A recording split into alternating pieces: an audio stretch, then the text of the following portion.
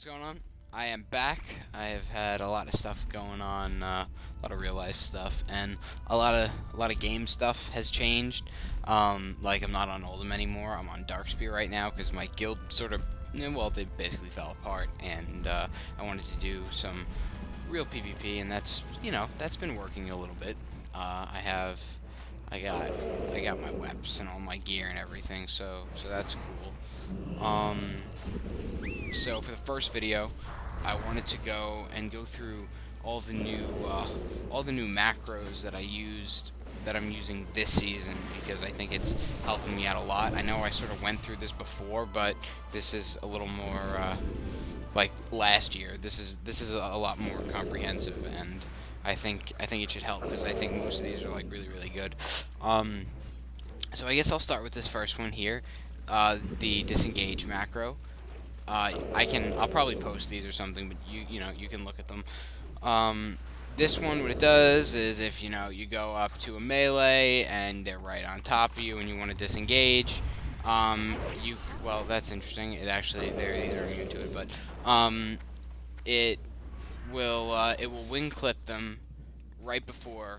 That one can get a little weird because there's a lot of variations, and some of them have a last target, and that can get like really annoying, because sometimes your last target was nothing, or your last target was something that you were actually attacking, and if you play around with it a little bit, you'll notice.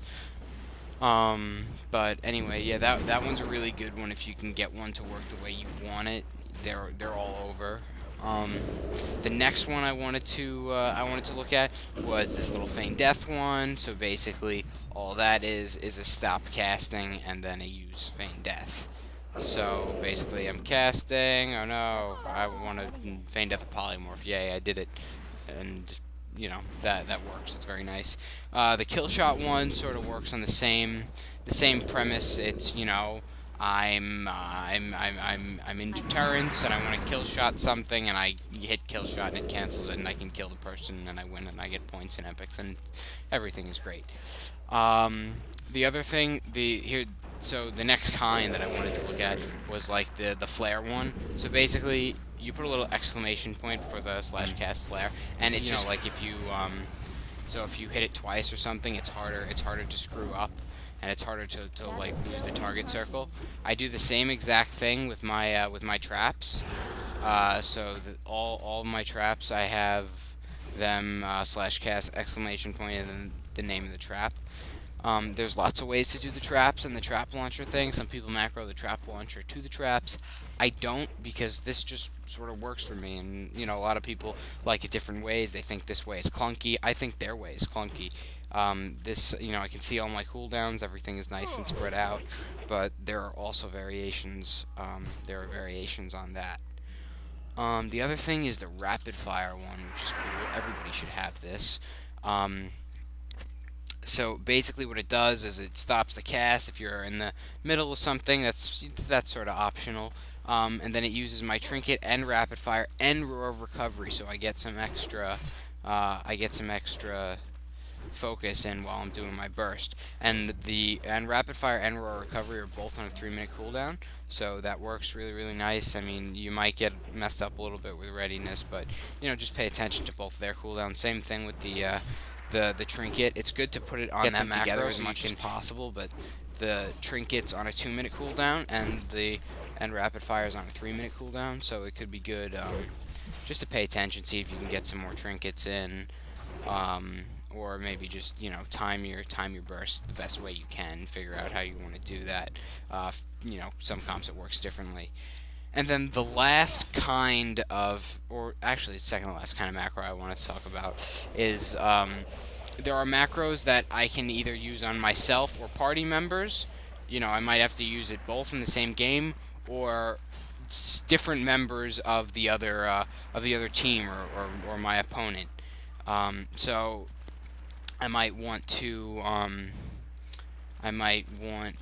say, I don't know, I want to trank this thing, but obviously it doesn't have any enrage effects, so it's not going to work. They're just basically, I have these trank or scare beast. They're just mouse over macros, but if you have nothing, like if you're not mousing over anything that it can work on, it'll just use it on your target, which is like really, really good, especially for Aurora Sacrifice. You know, I can just hit the bind for it and it does it on me, but if I had, you know, a party member that I wanted to use it on because they were getting their ass handed to them, I could just, you know, mouse over them and use it. That can get a little if people are clumped up, but like 99% of the time it works really, really nicely. Same thing with Master's Call. And the last and probably the most important kind of macro that everybody should have when you're completely and totally terrible and you need to just stay in the 1500s is the focus macro. So basically, I mean, I'm sure I've gone over this because it's like so ridiculously important. If I'm targeting this and I want to silence or scatter something else, use the focus macro so I don't have to lose my target, and you know, it comes up with a nice little focus frame, so it's a slash focus, or I have it right click on my Gladius, but since I'm not in arena right now and I don't feel like pulling that out, you know, you get the idea. Or you can even make like a slash focus macro if you want to bind it to something else. But yep, there we go. Those are my 16 macros that I use. If you have any suggestions or questions or anything, put them in the comment section. Yeah, I guess that's it for now. Talk to you later.